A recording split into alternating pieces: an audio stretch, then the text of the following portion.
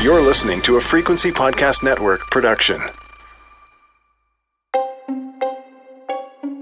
It was about 9 p.m. at night. I knew my client's flight was early the next day, so I sent her a text. "Did you book your car for the airport?" She replied, "Hina, I can't. I'm scared." I say, "Why?" She texted back, "Okay, I will do it." And then she sent me a check mark emoji when it was done. Now, you might be wondering why booking a car to the airport was so stressful. But to understand that, you need to know what happened over the previous 48 hours.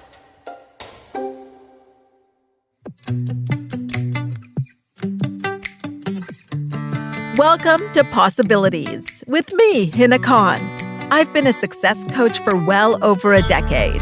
And after working with hundreds of clients, here's what I've come to know. The only thing holding us back from a larger, more expansive life is our mindset.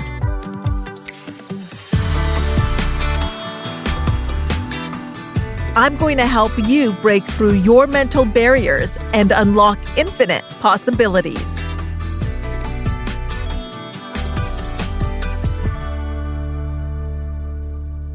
Back to my client. Let's call her Elizabeth. Actually, before I can give you her backstory, I have to give you some more backstory. So grab a drink, settle in. The first story is about Neville Goddard. So first of all, Neville Goddard, oh my gosh, my favorite author of all time. His book, Power of Awareness, I read every single day, and it has changed my life. In that book, he tells of the time when he was in New York in the 30s during the Depression. And it was the first time he felt an urge to go back to Barbados. That's where his family is from. At the time, he was friends with a gentleman named Abdullah. Abdullah was an Ethiopian rabbi who was visiting New York and who would mentor Neville. So he shared with Abdullah that he really had this desire to go back to Barbados. And Abdullah said, "Tonight, when you go to sleep in your father's home. Imagine that you are in Barbados. When you look out at the skyline, see Barbados. Be in Barbados." Neville thought it was quite odd, quite frankly, but he did it. He went to sleep in his father's home in Barbados. He did that for many, many nights. Yet, nothing was happening. He was no closer to being in Barbados than he was when he first had the idea. If he wanted to make it home for Christmas, he had to be on a particular ship. So as the time is drawing near to get onto that ship, he goes to Abdullah because now he's starting to worry a bit. And he's like, "Abdullah, I don't think I'm going to make it. I've been doing what you've said, but nothing has happened. So I feel like I should maybe aim to go on a later date and not be home for Christmas."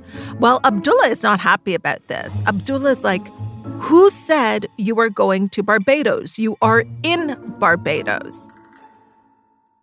So Neville did as he was told. He kept seeing himself in Barbados. And then he got a letter from his brother inviting him home for Christmas with a ticket for the steamship. And he told Abdullah, and Abdullah was like, "Who said you are going to Barbados? You are in Barbados and you went first class." And then, story has it, that he walked away and slammed the door. And Neville's like, he's not even happy that I'm going to Barbados. Okay, back to my client. So guess where Elizabeth is going? To Barbados. Now, this was a time when you needed a negative PCR test to travel. So she had booked that test as early as she could within the 72-hour framework. She'd had an intuitive nudge to do that. The night before the test, she has a dream. She dreams that the test comes back inconclusive. So she goes and gets her test, and guess what the result was? Say it with me, you know it. inconclusive. So now she's freaking out. And she goes home where she happens to have some tests, and she's saying to herself, it is negative, it is negative, it is negative, it is negative. And she does a test at home, and it is negative. Now she's got to go and get another PCR test. And this is where she contacted me.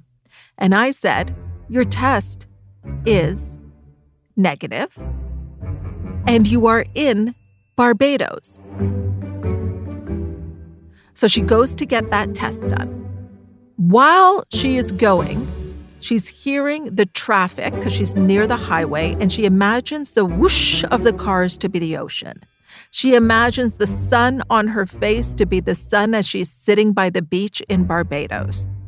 As she is doing this, I am holding the faith and the knowingness that she is in Barbados and it's all fine, which means that I'm not checking in on her. Why would I check in on her? What am I checking in on her about if I know that she is in Barbados? It's about 9 o'clock at night, and as you know, if you know me by now, that's when I'm going to bed. That's why I ask her, has she booked her car? And she says, I can't, Hina, I'm scared. And I tell her to do it. She books the car for 5 a.m. The next day, when I wake up, I get a text from her. It's negative, baby. I'm in Barbados. And then she shared pictures of her on the flight and then, of course, in Barbados. This story speaks so much to what I work on with my clients. We call this the reported world versus the created world. The reported world is what we believe at times to be facts controlled by external circumstances.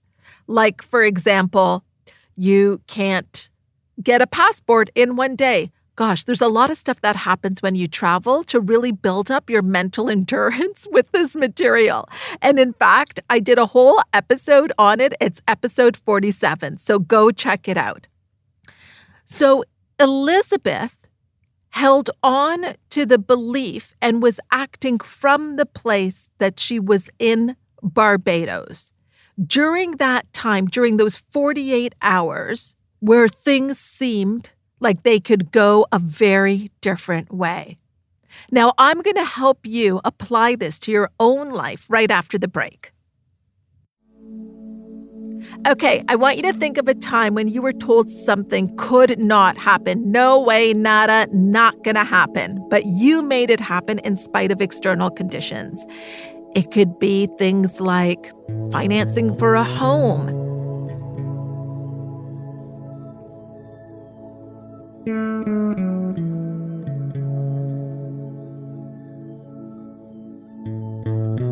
a trip you wanted to take, a job that you were going for, starting your own business.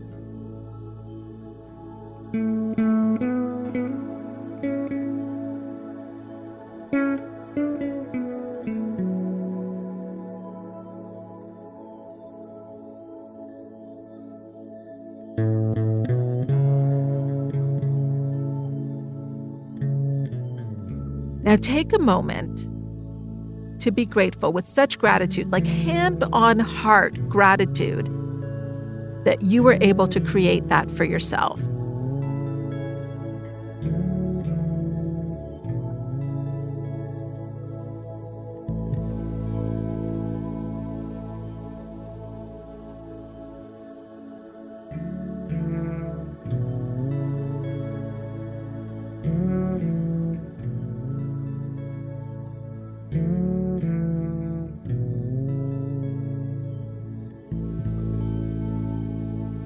And let that always, always serve as a reminder of what a powerful creator you are.